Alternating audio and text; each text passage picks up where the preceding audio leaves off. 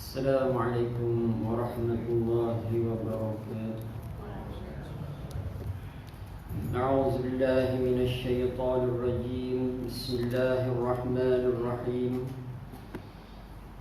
الحمد لله نحمده ونستغفره ونعوذ بالله من شرور أنفسنا ومن سيئات أعمالنا.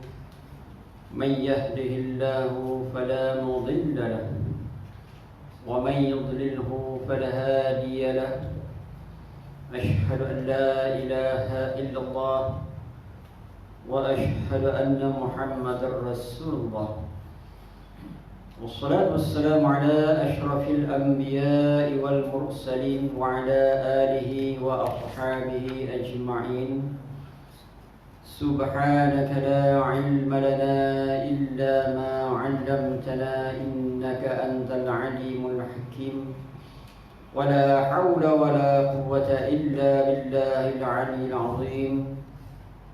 رب اشرح لي صدري ويسر لي أمري واحلل عقدة من لساني يفقه قولي. أما بعد، فيا عباد الله اتقوا الله. أوصيكم وإياي بتقوى الله فقد فاز المتقون. وأما بعد،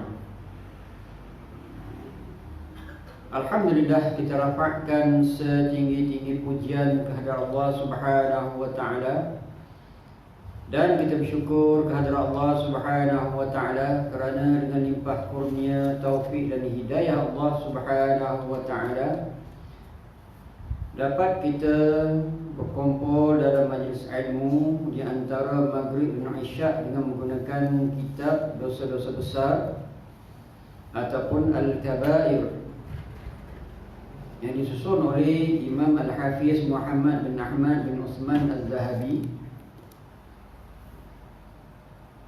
Kita masuk kepada dosa yang ke-11. Qala mu'allifu rahimahullah wa nafa'na bi'ulumihi fid darain amin ya rabbal alamin. Dosa yang ke-11, yakni liwat ataupun homoseksual,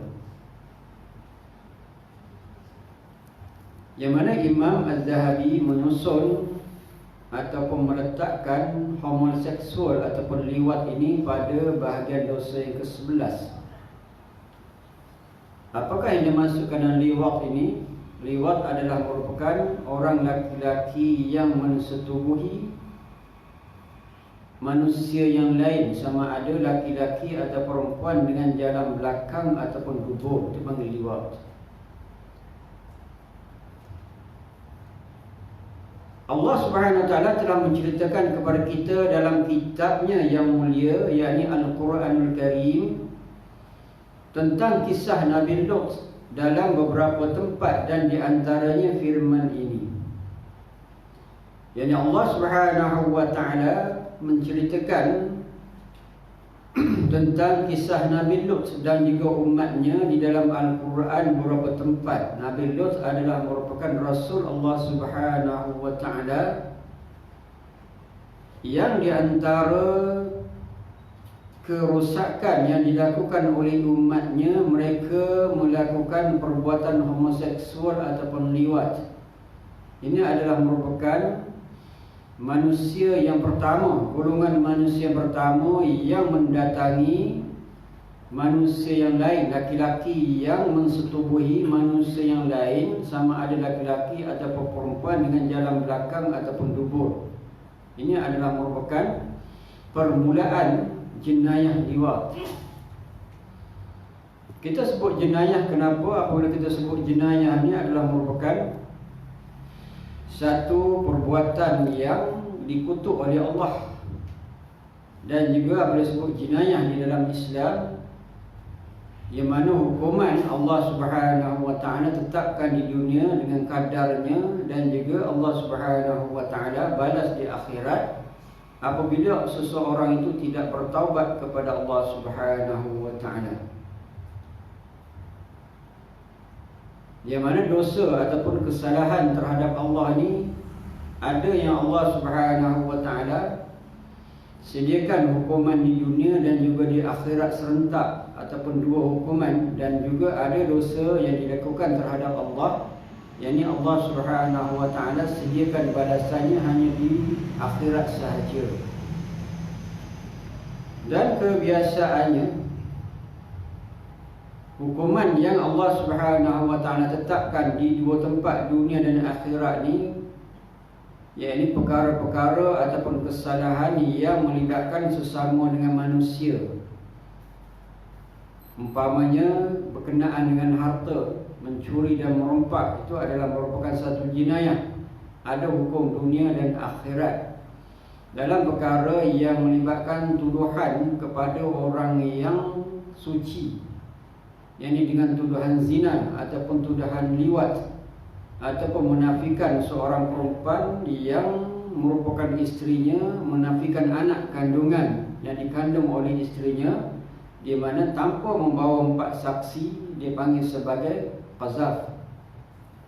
Ini sebagaimana menjaga kehormatan orang yang dituduh yang tidak dibawa saksi. Dan juga di antara perkara lain yang melibatkan hubungan nyawa ataupun tubuh badan, kezaliman yang dilakukan terhadap orang lain dinamakan sebagai qisas, dan beberapa hukuman yang lain. Jadi bermaksud hukuman yang ada berbentuk dunia dan akhirat ni kebiasaannya berkenaan dengan kezaliman sesama makhluk yang lain, sesama manusia, ataupun kejahatan yang dilakukan sesama manusia. Kalau dalam perkara yang melibatkan hak Allah Subhanahu wa taala, kebiasaannya Allah Subhanahu wa taala tangguhkan hukumannya di hari akhirat, melainkan seseorang tu bertaubat, yakni kembali kepada Allah. Tubu ilallahi taubatan nasuha. Taubat tu dari segi bahasanya kembali. Maksud kembali di sini, yakni menyerah diri kepada Allah, mengakui kesalahan-kesalahan yang dilakukan dan bermohon kepada Allah, yang tidak mahu mengulang dosa itu lagi, dan azam tidak membuat mana kembali kepada Allah agar Allah Subhanahu wa taala mengampunkan dosa. Ini bagi taubat. Apabila seorang itu bertaubat dengan sebenar-benar taubat, kembali kepada Allah, memperakui salahnya dan berazam tidak mahu ulang lagi dan menyesal terhadap perbuatan yang dia buat, kesalahan itu, innallaha ghafurur rahim. Sesungguhnya Allah Maha Pengampun lagi Maha Penyayang.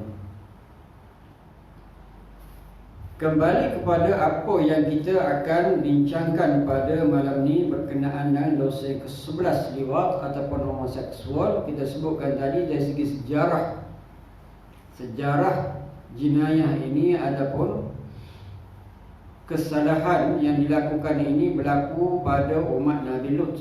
Itu adalah merupakan generasi yang pertama yang memulakan akan kesalahan ataupun jenayah ini, sehingga terkenal sebagai liwat. Ianya adalah merupakan perbuatan yang dilakukan oleh umat Nabi Lut.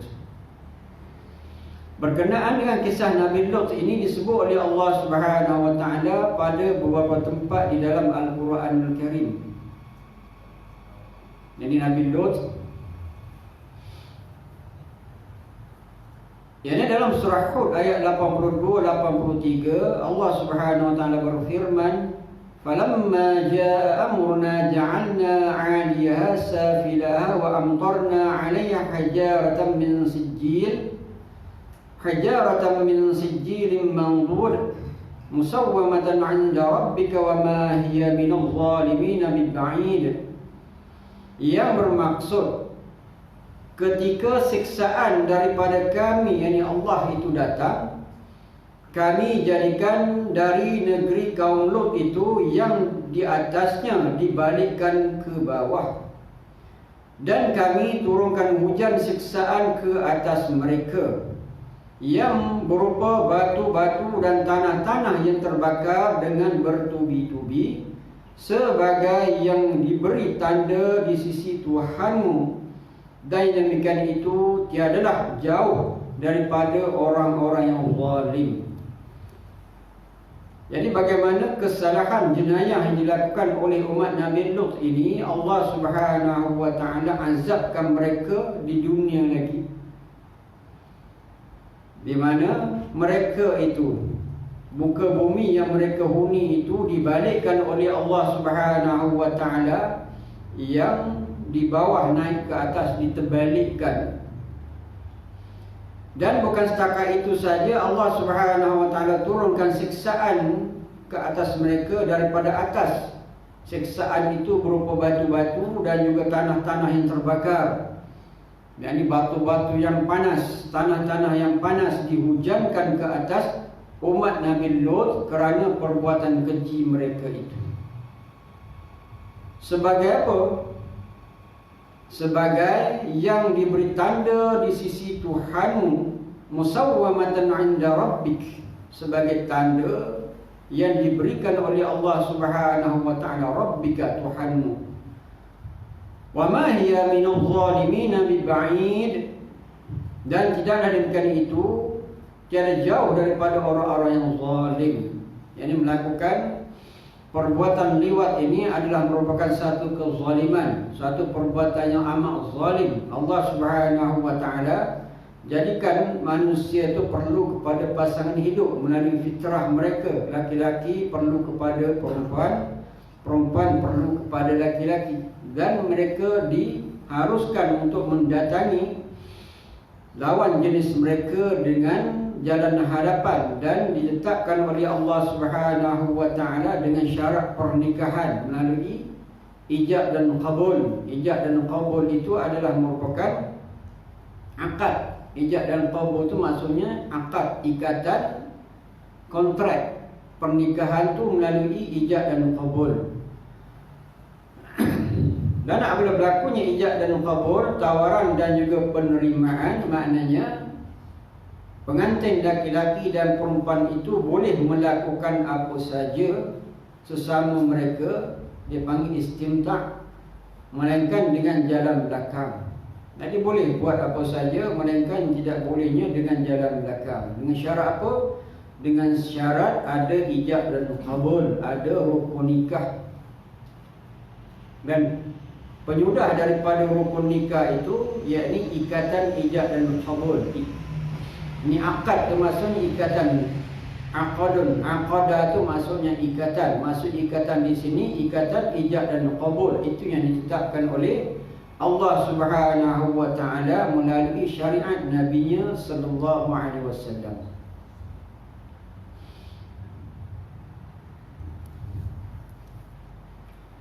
Yang dikatakan bahawa batu-batu kesiksaan yang ditimpakan ke atas kaum Lut itu ada tandanya yang dapat dikenal, bahawa batu-batu itu bukanlah daripada apa yang pernah didapati di dunia ini, malahan datangnya dari perbendaharaan Allah. Tiada siapa yang bakal menguasainya selain Dia semata-mata atau dengan keizinannya. Di mana kata pengarang, batu yang merupakan siksaan kepada umat Nabi Lut ini tak sama dengan batu dan tanah yang ada di atas muka bumi. Dan kata pengarang, batu dan juga tanah ini dapat dikenali perbezaannya. Apabila disebut oleh Allah Subhanahu wa taala di dalam Al-Quran berkenaan azab yang ditimpakan ke atas umat Nabi Lut daripada batu dan tanah ini, yang mana batu dan tanah yang menimpa mereka itu, kata Imam Az-Zahabi, berdasarkan kepada ulama-ulama pakar sejarah, yakni batu dan tanah itu tak serupa dengan batu dan tanah yang ada di atas muka bumi ini. Didatangkan khusus oleh Allah Subhanahu wa taala daripada tempat pembakaran batu dan tanah itu, dan ditimpakan kepada umat Nabi Lut. Na'udzubillah. Yang mana kesemua ini yakni berdasarkan kepada siapa? Kepada kekuasaan Allah Subhanahu wa taala, berdasarkan kepada keizinan Allah Subhanahu wa taala. Semua itu adalah mudah bagi Allah Subhanahu wa taala.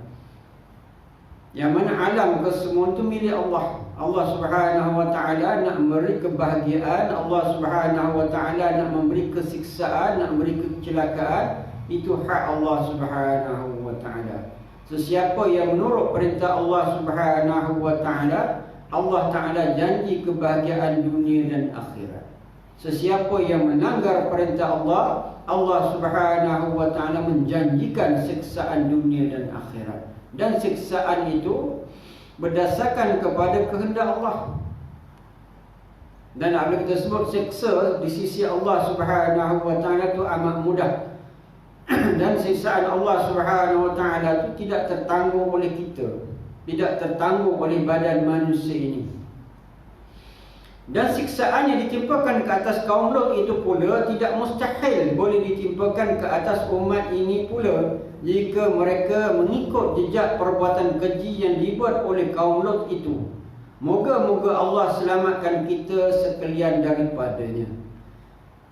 Yang ini kata pengarang Imam Az-Zahabi, siksaan yang ditimpakan kepada umat Nabi Lut ini tidak mustahil Allah Ta'ala akan datangkan apabila perbuatan liwat ini bermaharajalela dan juga direstui oleh undang-undang.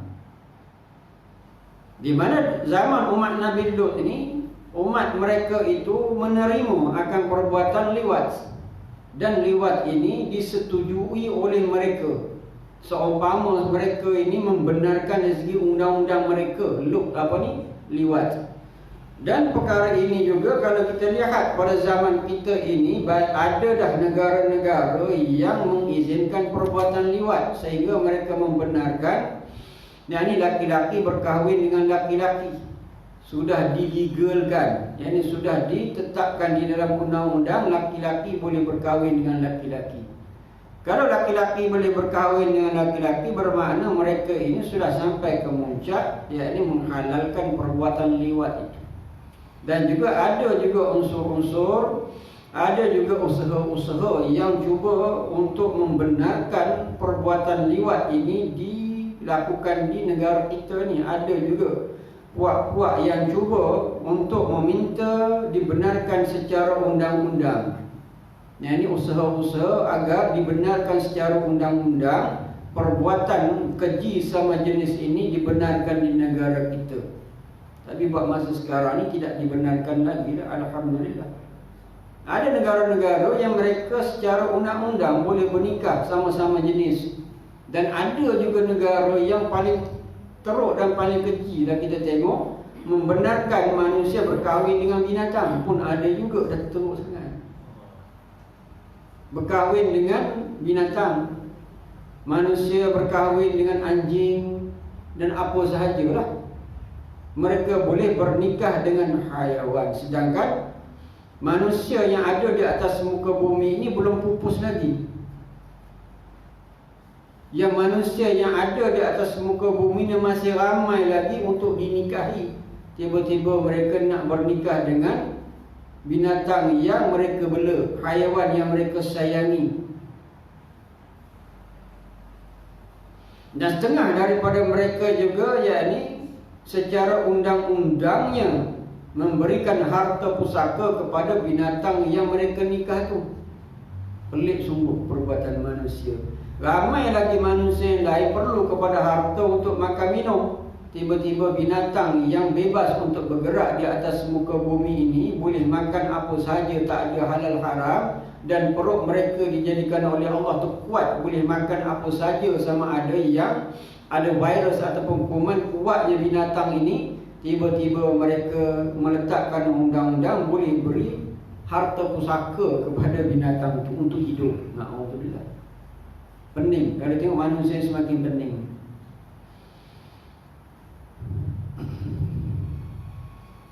Sebab itulah Nabi sallallahu alaihi wasallam bersabda, "Akhwafu ma akhafu alaikum amalu qaumil Lut." Rawahu Ibnu Majah wa Tirmizi wal Hakim. Yang bermaksud yang aman aku khawatirkan atas kamu ialah perbuatan kaum Nabi Lut. Nabi bimbang 1400 tahun yang lepas. Nabi bimbangkan umat dia ni. Apa Nabi kata? Rasulullah bermaksud yang amat aku khawatirkan, yang amat aku bimbangkan atas kamu apa? Ialah perbuatan kaum Nabi Lut. Nah, seolah Rasulullah SAW dibukakan tabir oleh Allah Subhanahu Wa Taala menerjah, melihat umat akhir zaman ini berhadapan dengan musibah ini. Berulang lagi perbuatan Nabi Lut ini sehingga akhir zaman. Yani mereka yang mula-mula perintis awal ni kira umat Nabi Lut melakukan perbuatan liwat, dan perbuatan ini disambung sehingga akhir zaman kita dikira sebagai umat akhir zaman. Dan di antara perkara yang Rasulullah sallallahu alaihi wasallam bimbangkan, akhwafu ma akhafu alaikum amala qaumi Lut. Apa yang aku bimbangkan, apa yang Nabi bimbangkan tu ke atas kamu, alaikum amalu qaumi Lut, yakni perbuatan kaum Lut ni bimbang. Dan benda ini boleh berlaku kepada umat Nabi Muhammad sallallahu alaihi wasallam, naudzubillah. Dan ada di sebelah satu negara tu, ni orang Islam berkahwin jantan sama jantan.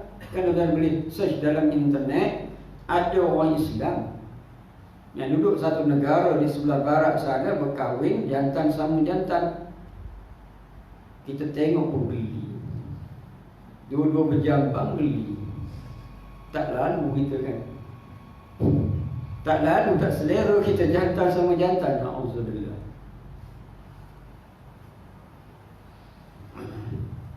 Kita tak boleh tergambar benda ni disukai oleh manusia. Kalau tuan-tuan kaji, ada tak haiwan ni suka jantan sama jantan? Ada juga ikut kajiannya, sejenis siput dia jantan datang kepada jantan. Jadi takkanlah siput itu nak dikiaskan kepada manusia. Golongan-golongan yang kononnya ingin perubahan, dia katakan ada binatang-binatang yang dijadikan Tuhan di atas muka bumi ini suka ataupun dia mendatangi jantan dengan jantan sejenis siput. Takkanlah binatang pula nak dikiaskan kepada manusia. Manusia ni lebih dari segi akalnya, dijadikan untuk mentadbir alam. Tiba-tiba binatang tu pula nak dikiaskan hukum kepada manusia. Itu pun siput aja. Kalau binatang-binatang lain sekitar kita, lembu ada tak jantan dengan jantan datang pada jantan? Tak ada. Kena penendang ada ni. Ada tak harimau jantan pergi kepada jantan? Tak ada, tuan-tuan. Harimau ni biasa dia jantan dia tanda kawasan, dia kencing kawasan dia, jantan lain tak boleh masuk. Kalau masuk dia terkam. Tiba-tiba jantan sama jantan daripada kalangan manusia ni, na'udzubillah, boleh selera dengan jantan sama jantan. Inilah benda yang ditakuti oleh Rasulullah sallallahu alaihi wasallam. Apabila manusia diuji dengan kesenangan, dengan kemewahan, dah tak ada terfikir lagi dah. Sehingga mereka ni kembali kepada zaman yang betul-betul jahil. Sedangkan zaman ini zaman orang yang sudah cerdik, sudah pandai. Macam-macam sudah ada, segala teknologi, segala perubahan, revolusi tentang ekonomi dan sebagainya, tentang teknologi sudah kemuncak, mana sudah bijak. Dan dari segi ekonomi ini berbagai-bagai nikmat daripada ekonomi Allah Ta'ala beri kepada manusia. Makna tidak sesusah dibandingkan umat zaman dahulu untuk kita mendapatkan kehidupan. Dengan sebab itulah mudah, senang sangat manusia ini dah tak ada apa nak dibuat, kembali kepada zaman jahiliyah. Na'udzubillah. Dah tak ada kerja apa. Tuan-tuan nak fikir sekarang apa? Tuan-tuan nak fikir nak beli barang tak payah keluar rumah lagi dah. Macam-macam barang secara online boleh dia beli, kadang-kadang lagi murah. Nak makan tak payah pergi kedai lagi, nak beratur dah malas jam pula nak pergi nak beli sate, tak payah, tuan-tuan online je. Grab. Kejap lagi tandang, Assalamualaikum, sampai dah kita punya sate. Tuan-tuan nak beli apa? Jubah. Hanya beberapa hari dah sampai dah jubah kita. Kadang kalau kita compare dengan kita beli di kedai, kadang lagi murah dia. Tak payah nak beratur, tak payah nak bayar parking, tak payah nak jam. Dunia kita mudah sangat. Sekarang pula tak payah nak bawa duit lagi, bawa handphone saja dah. Scan. Senangnya tuan-tuan. Hidup maknanya dengan senang nikmat daripada Allah. Senang sangat-sangat ni manusia dah tak boleh nak fikir dah senang sangat. Jadi mereka buat benda yang pelik ni pula. Na'udzubillah. Sepatutnya kita mensyukuri nikmat Allah. Allah Subhanahu wa taala beri nikmat banyak kepada kita. La tuhsuha. Nikmat Allah ni kalau kita nak hitung-hitung tak terhitung dari segi ekonomi. Kalau kita bandingkan dengan umat-umat dahulu, mereka ni nak dapat kehidupannya memang susah, tapi mereka boleh bersyukur setengahnya. Tapi kita ni senang sangat, senang nak dapat kehidupan kita. Dan apabila ada duit, kita nak menggunakan duit itu pun senang juga. Senang nak pergi beli tiket kapal terbang, tak payah dah pergi beratur dulu. Zaman dulu nak beli tiket kapal terbang, kena pergi dari ejen-ejen ataupun kena pergi kepada airport dah beli. Zaman dulu. Sekarang tak payah, online je. Penting ada fulus. Ada fulus. Tuan nak pilih yang macam mana, first class, business class ataupun ekonomi dan sebagainya, boleh pilih, tak ada masalah. Senang dunia kita ni. Tapi walau macam mana pun, manusia tidak bersyukur kepada Allah.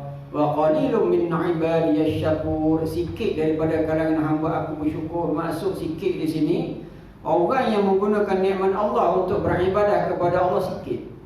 Nak guna nikmat Allah untuk beribadah kepada Allah tu tidak ramai. Boleh beli kereta besar tu menjalan-jalan, tapi nak sampai ke masjid kurang. Allah Ta'ala beri nikmat sihat, nak dengan guna nikmat sihat tu nak datang ke masjid, nak solat berjamaah pun kurang. Sihat tu adalah merupakan satu nikmat. Nak guna nikmat sihat itu nak beribadah kepada Allah kurang. Kalau ramai sudah tentulah surah tuan-tuan ni kena tambah lagi 3 tingkat lagi.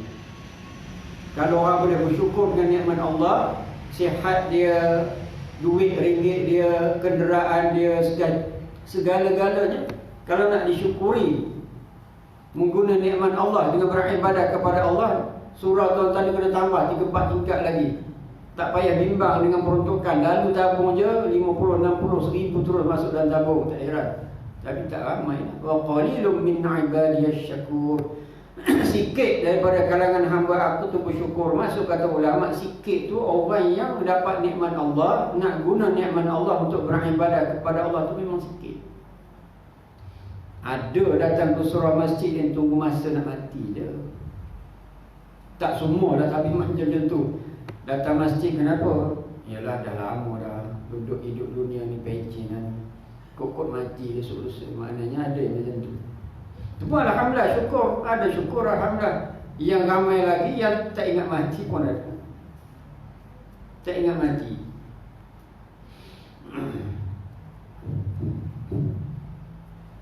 Jadi macam mana sekalipun, apabila Allah Ta'ala beri nikmat kepada kita, membuka hati kita untuk beribadah kepada Allah, syukur sangat-sangat. Sebab kita ni daripada kalangan orang sikit. Wa qalilun min ibadiyash syakur, sikit. Yang kita ni syukur kepada Allah, Allah Ta'ala letakkan kita daripada kalangan orang sikit itu untuk beribadah kepada Allah. Alhamdulillah, syukur kepada Allah. Dan kita mendoakan sahabat-sahabat kita yang lain pun dapat, yakni nikmat hidayah untuk beribadah kepada Allah bersama dengan kita. Dan kita minta kepada Allah agar Allah Subhanahu Wa Ta'ala istiqamahkan kita di dalam beribadah kepada Allah. Itu penting. Dan Nabi SAW juga pernah melaknati orang yang mengerjakan perbuatan itu sampai 3 kali dengan mengatakan, wah, ini paling dahsyat. Sepatutnya kita nak doa daripada Nabi agar kita ini mendapat kebaikan, mendapat keberkatan. Tiba-tiba ada juga orang yang tak mendapat kebaikan, tak mendapat keberkatan, malahan mendapat doa laknat daripada Rasulullah SAW. Doa Nabi ni datang tak terhijab, terus sampai kepada Allah. Kalau kita dimasuk dalam kumpulan yang mendapat doa keberkatan daripada Nabi SAW, kita akan dapat untung. Tapi tiba-tiba ada orang yang mendapat doa laknat, mendapat kutukan daripada Rasulullah SAW. Yang ini hadis yang berikutnya, la'anallahu man 'amila 'amala qaumi Lut, la'anallahu man 'amila 'amala qaumi Lut, la'anallahu man 'amila 'amala qaumi Lut. 3 kali, Rawahu Tabarani. Yang bermaksud Allah mengutuk siapa yang membuat perbuatan Nabi Lut, jadi kaum Nabi Lut. Allah mengutuk siapa yang membuat perbuatan kaum Nabi Lut. Allah mengutuk siapa yang membuat perbuatan kaum Nabi Lut. Tengok bagaimana kutukan, laknat kepada orang yang membuat perbuatan Nabi Lut. Dan di antara Kutukan yang pernah Nabi kutuk, ini orang yang ibu ayahnya ada tapi dia tidak mendapat syurga, makna dia derhaka. Orang tu dikutuk oleh Rasulullah SAW di atas mimbar. Itu di antara orang-orang yang pernah dikutuk oleh Rasulullah SAW, dilaknat. Dan di antara inilah orang yang mengamalkan perbuatan Nabi Lut, dikutuk sampai 3 kali.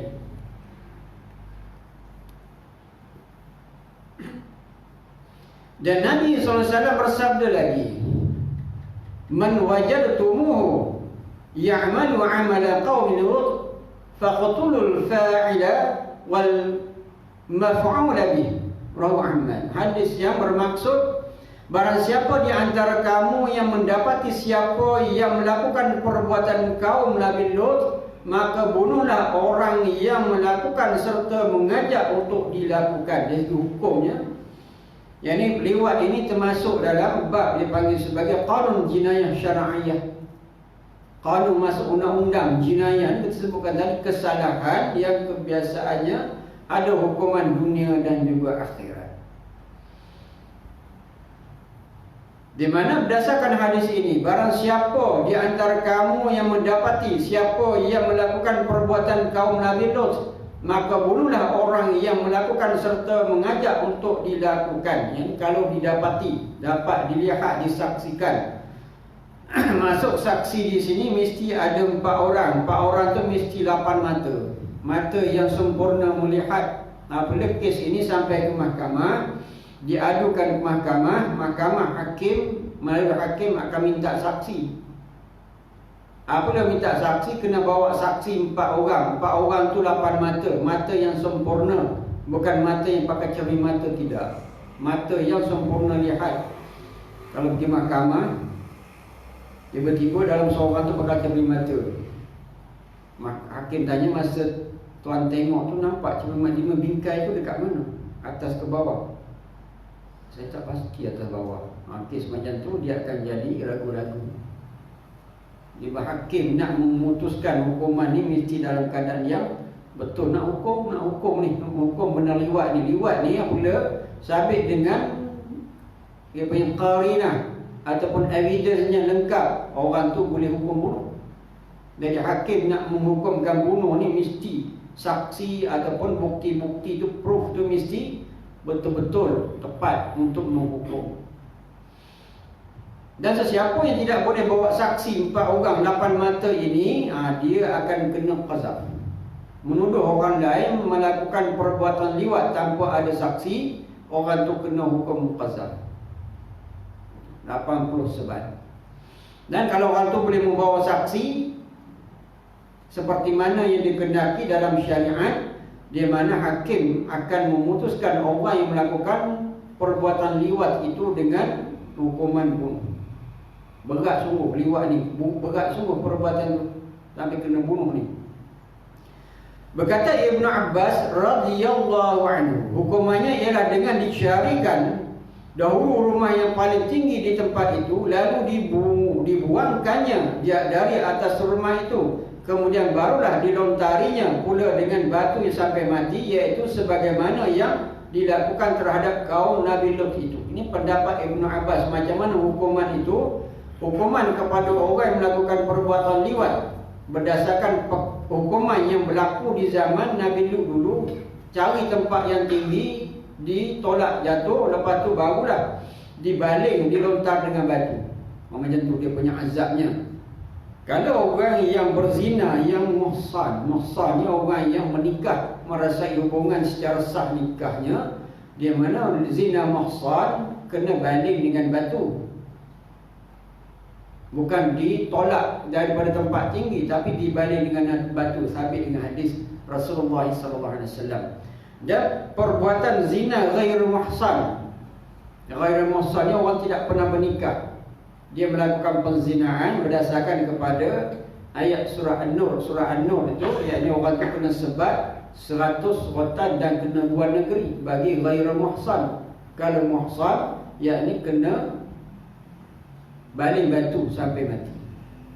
Dalam kes ini, dalam kes liwat ini, dia lebih lagi. Kata Ibnu Abbas, kejinya perbuatan ini, kata Ibnu Abbas, hukumannya ditolak daripada rumah yang tinggi, bangunan yang tinggi, lepas tu dibaling batu sampai mati. Inilah sebagaimana dilakukan terhadap kaum Nabi Lut itu. Para ulama Islam juga telah sepakat mengatakan bahawa perbuatan liwat atau homoseks itu, yang hubungan senggama sejenis, adalah terkira dosa besar yang diharamkan oleh Allah Subhanahu wa taala dalam melakukannya, sama ada di antara jenis laki-laki atau sama ada antara jenis lelaki dengan lelaki homoseksual, ataupun antara jenis wanita dengan wanita lesbian, dan hukuman yang sama berlaku. Ini berdasarkan kepada apa yang dijelaskan oleh Imam Az-Zahabi. Para ulama Islam, ulama-ulama fiqh, mereka mengatakan perbuatan liwat, homoseksual dan juga lesbian, musahaqah dipanggil. Musahaqah ni lesbian, di mana dua-dua perbuatan ini adalah dosa besar. Dari segi hukumnya dosa besar. Orang yang melakukan homoseksual dan lesbian ini, sekali dia buat, dia cop sebagai orang yang fasik. Dosa besar itu fasik. Dan mereka ini akan dihukum sama juga. Homoseks dan juga lesbian sama hukumannya kepada mereka. Sebagaimana firman Allah Subhanahu wa taala, "Atatuna dzukrana minal 'alamin." Atatuna dzukrana minal 'alamin. Ya, hilang garis. Atatuna dzukrana minal 'alamin wa tadharuna ma khalaqa lakum rabbukum min azwajikum bal antum qaumun 'adun. Surah Asy-Syu'ara ayat 165 hingga 162 hingga 165, yang bermaksud ayat 165 hingga 166, yang bermaksud, mengapakah kamu mendatangi, menduburi jenis lelaki antara manusia, dan kamu meninggalkan perhubungan dengan isteri-isteri kamu yang dijadikan Tuhanmu untuk kamu, bahkan kamu adalah orang-orang yang melampaui batas. Asy-Syu'ara ayat 165 hingga 166. Kita ulang maksudnya agar ingat di ingatan kita. Allah Subhanahu wa taala menanyai, mengapakah kamu mendatangi, yakni menduburi jenis lelaki antara manusia? Ini soalan Allah Taala, soal ni perbuatan umat Nabi Lut ni. Mengapa kamu mendatangi, yakni menduburi jenis laki-laki antara manusia, dan kamu meninggalkan, yakni perhubungan dengan isteri-isteri kamu yang dijadikan Tuhanmu untuk kamu, bahkan kamu adalah orang-orang yang melampaui batas. Allah Ta'ala tanya, kenapa kamu tu suka kepada laki-laki dengan laki-laki, suka kepada jalan belakang, sedangkan kamu diberi oleh Allah Subhanahu Wa Taala isteri-isteri yang cantik-cantik, yang lembut-lembut, yang mesra-mesra, tapi suka jantan sama jantan, yang berjambang sama berjambang. Kenapa?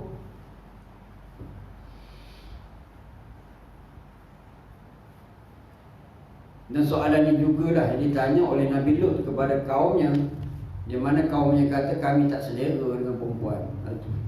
Tak selera. Yakni mengapa kamu meninggalkan yang halal yang sudah Allah jadikan untuk kamu, lalu kamu menuju pula kepada yang haram yang dikutuk olehnya. Dan di lain ayat pula Allah Ta'ala memberitahu dari hal Nabi Lut mengenai kaumnya pula, wa najjaynahum minal qaryati allati kanat ta'malul khaba'ith innahum kanu qauma saw'in fasiqin.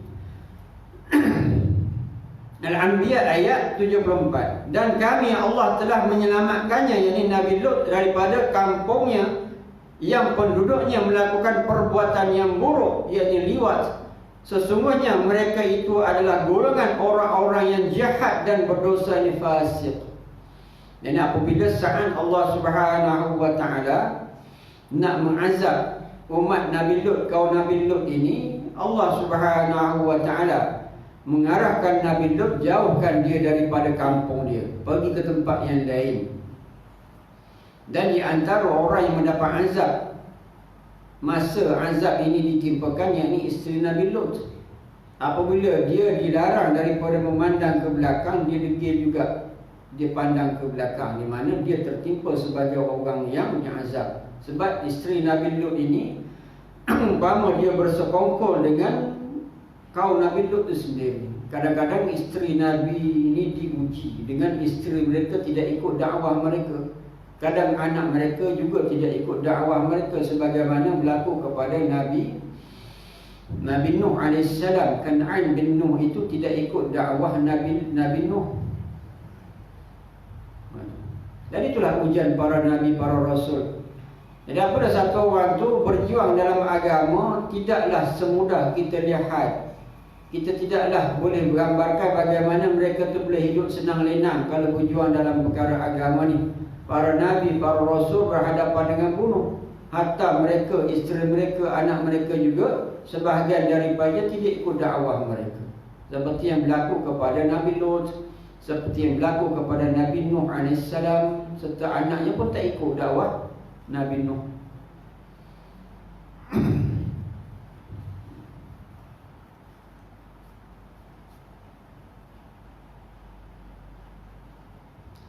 Orang-orang yang mengerjakan perbuatan keji mendatangi lelaki pada duburnya, iaitu dari kaum Nabi Lut AS, bertempat tinggal di perkampungan Sadum namanya.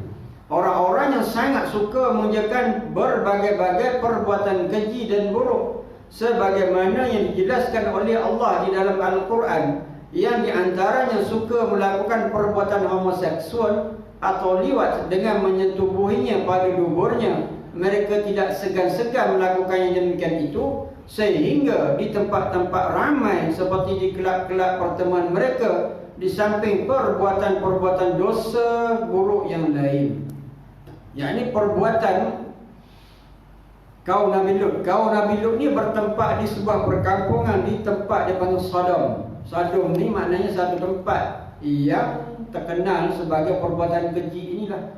Dan di Sodom ini ada satu tempat rehat, tempat yang mereka gunakan tempat untuk bersuka-suka. Kalau mereka ni nak mendatangi laki dengan laki, nak mabuk dan sebagainya, tempat itulah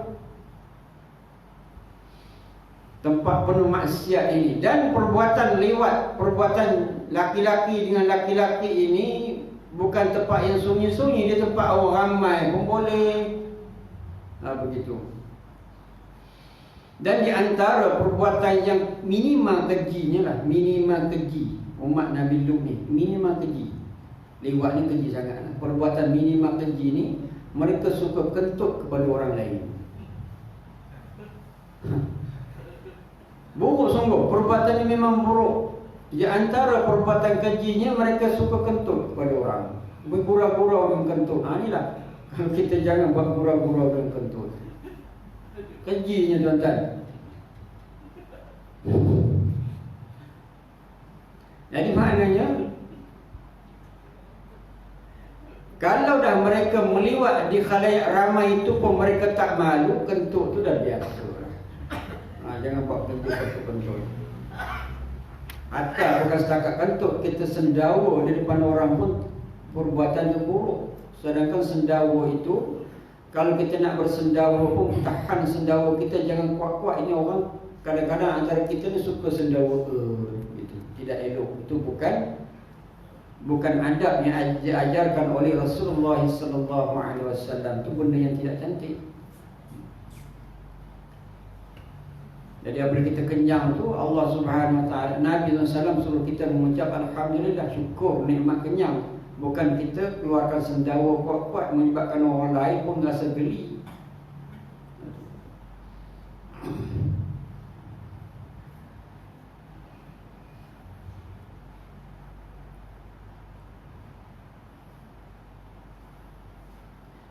Ini orang yang sangat suka mengerjakan berbagai-bagai perbuatan keji dan buruk, sebagaimana yang dijelaskan oleh Allah dalam Al-Quran, yang di antara mereka melakukan perbuatan homoseksual atau liwat dengan menyetubuhi pada duburnya. Mereka tidak segan-segan melakukan demikian itu, hingga di tempat-tempat ramai seperti di kelab-kelab pertemuan mereka, di samping perbuatan dosa buruk yang lain. Ada nota di sini. Menyetubuhi laki-laki pada duburnya oleh laki yang lain pada zaman moden ini, perbuatan keji ini menjangkiti kaum wanita pula, yang diantaranya yang meniru perbuatan liwat itu, yakni antara wanita dengan wanita, yang dosanya tentu lebih berat lagi kerana perbuatan ini di samping merupakan dosa besar juga mencemar fitrah kejaran Allah, sebab wanita itu dicipta Tuhan untuk tempat kedatangan laki-laki, bukannya tempat kedatangan wanita. Ni lesbian, musahaqah ni lesbian. Maknanya orang perempuan ni patut lebih menjaga diri mereka.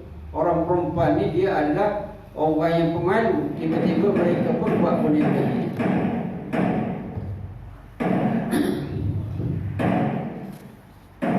Azan dulu.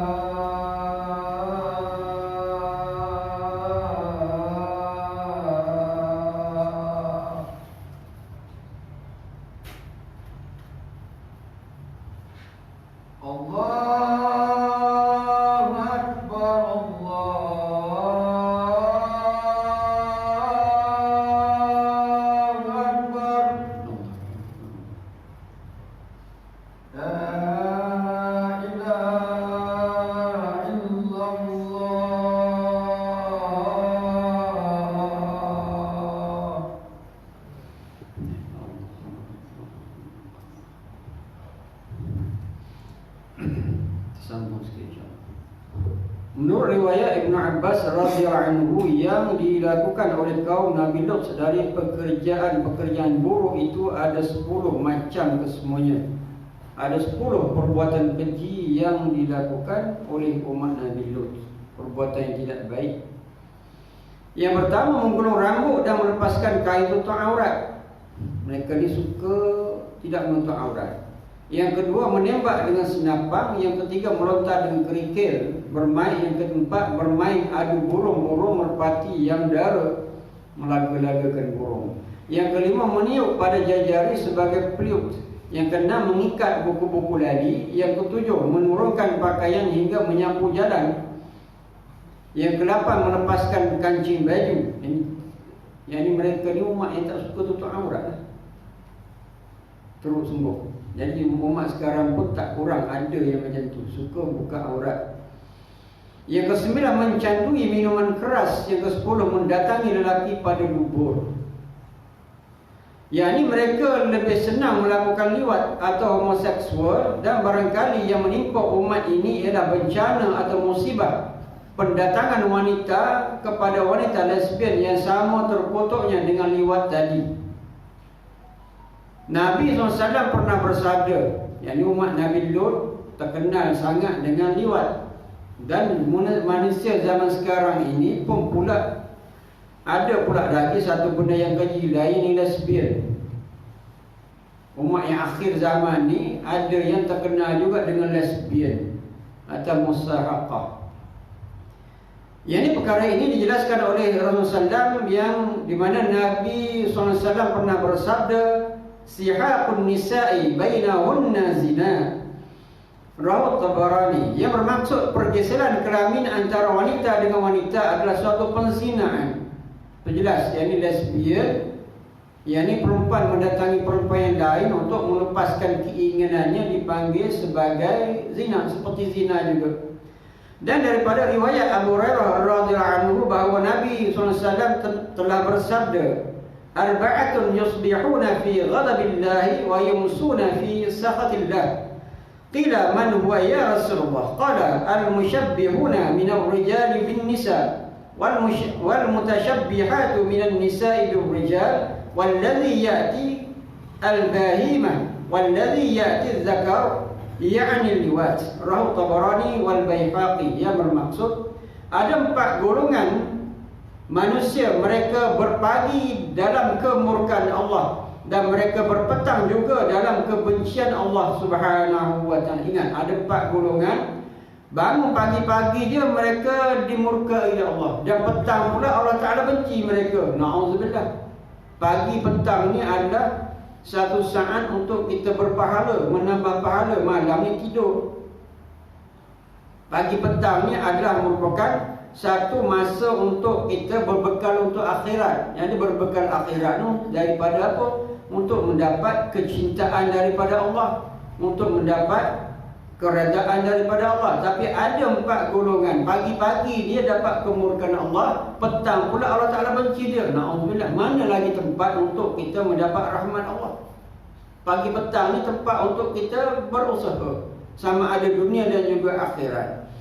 Para sahabat lalu bertanya, sehingga benda ni sahabat-sahabat jadi pelik. Kita pun jadi pelik. Sepatutnya siang ni tempat usaha dunia dan akhirat. Tiba-tiba pagi petang dapat kemurkaan Allah. Sahabat pun pelik, kita pun patut pelik. Siapa mereka ini ya Rasulullah? Beliau menjawab, mereka itu ialah yang pertama, orang laki-laki yang menyerupai diri dengan wanita, yakni pondan. Laki-laki yang menyerupai diri dengan wanita. Laki-laki lah, perempuan lah. Kadang-kadang ada orang laki-laki ni dia menyerupai wanita. Dia kata apa? Saya ni tubuh laki-laki, tapi dalam diri saya tu ada perempuan. Dia bersikap macam dia kata, ni saya ni luar je nampak laki-laki, tapi sebenarnya kenapa saya jadi lembik macam ni? Sebab dalam diri saya tu ada perempuan. Pening kita nak fikir. Laki-laki lah, perempuan-perempuan, macam mana ada orang lain dalam diri kita? Pening kita nak fikir. Ini semua nafsu.